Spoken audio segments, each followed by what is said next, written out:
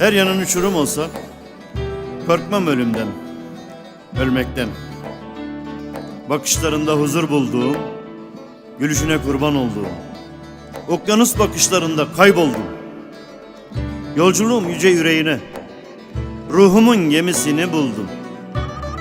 Anlaştım seninle öleceğime. Hayat memat meselemsin.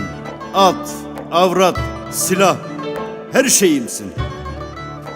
Ölürüm de seni ele bırakmam. Şanım da, şerefim de sensin. Vatanım bildim seni, ay yıldızlı sancağım gibi. Senden ancak ölüm ayırır beni. Ölürsem şahidim Allah, şehidim. Cennetimde beklerim seni, canımın canı, cananım. Gülmek sana yakışıyor, gülmeni sevmek bana. Gülme, gülme. Gül be, gül be. En şerefli duygum, en tek onurumsun.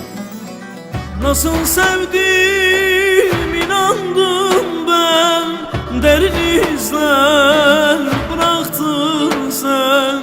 Her yanım uçurum olsa vazgeçemem inan senden. Nasıl sevdim inandım ben, derin izler bıraktın sen.